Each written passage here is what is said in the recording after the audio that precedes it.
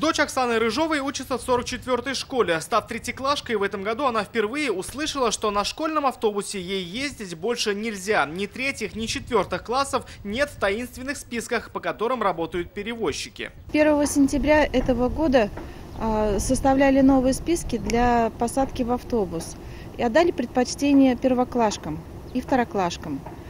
Получилось так, что их оказалось немного больше, чем думали.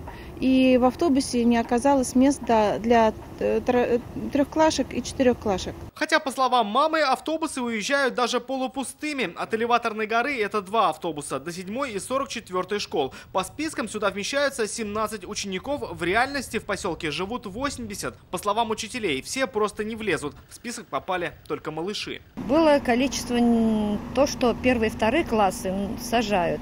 Из-за того, что маленькие, они еще и в списках не значились 3 и 4 классы. Знают ли в райцентре, что детей Элеваторной горы возят выборочно? С этим вопросом мы обратились в управление образования, где и обещали разобраться. Мы изучим количество детей, которые ездят.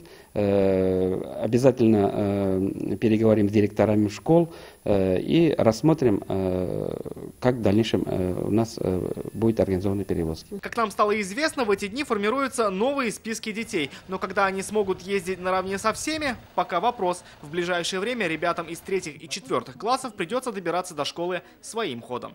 Рамиль Шайдуллин, Лейсан Ханова, Ленар Султанов, ТНВ, Тукаевский район.